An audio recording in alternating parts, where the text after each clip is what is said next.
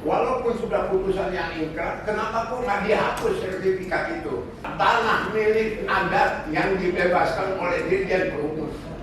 Petanya ada saya semua. Cuma apa? Dari korbannya. Ya. Dari batas-batas saja BPN sudah ngaco.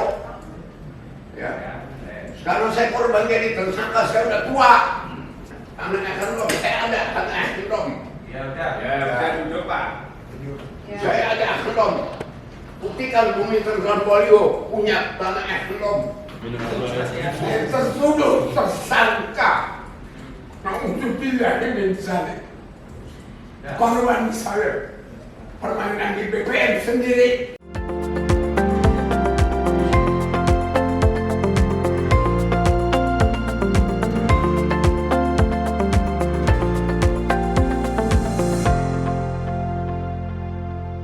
Sidang kasus dugaan pemalsuan dokumen tanah di Pramuka Ujung terus berlanjut di Pengadilan Negeri Jakarta Pusat. Mantan Perali Nasional Gunawan Muhammad alias Yayan bersama dua rekannya, Saad Fadil Sadi dan Ropina Sihal, menghadapi dakwaan terkait penggunaan surat kirik palsu. Dalam sidang terbaru, Jaksa Penuntut Umum menghadirkan mantan Kepala Kantor Wilayah BPN DKI Jakarta, Dwi Budi Martono. Sebagai saksi, Dwi mengungkapkan bahwa selama menjabat pada tahun 2020, BPN tidak pernah mengeluarkan sertifikat untuk tanah yang disengketakan. Jadi sepanjang yang surat-surat yang ada di Kanwil pada saat saya menjabat, itu memang belum pernah ada permohonan atau dikeluarkan sertifikat di situ. Sehingga sebenarnya kita tidak pernah menyatakan di situ tanahnya apa. Tanah belum terdaftar itu. Tapi sampai dengan sekarang tanah itu tanah yang belum terdaftar. Jadi belum ada kesimpulan di BPN. Terkait surat rekomendasi, apa kelengkapan memang tidak pernah diperiksa atau memang bukan keharusan BPN untuk memeriksa? Surat rekomendasi itu zaman sebelum saya juga tidak begitu mengerti waktu itu peraturan maupun praktiknya. Ya, zaman saya nggak ada lagi rekomendasi. Kesaksian tadi menghadirkan daripada Kepala Kanwil DKI Jakarta BPN. Beliau menerangkan pertama yang berhubungan dengan status daripada tanah sengketa atau tanah yang dipermasalahkan dalam dakwaan, bahwa tanah tersebut sampai saat ini Kanwil tidak memberikan rekomendasi atau surat pernyataan bahwa tanah tersebut adalah tanah Igendom. Tidak ada. Jadi sampai saat ini keterangan dari sidang pertama sampai saat ini belum diketemukan bahwa girik itu palsu. Belum ada keterangan sama sekali dari saksi-saksi. Yang dinyatakan tadi, apa yang disampaikan oleh si Bapak Kanwil dari BPN itulah yang menjadi dasar surat dakwaan dari jaksa.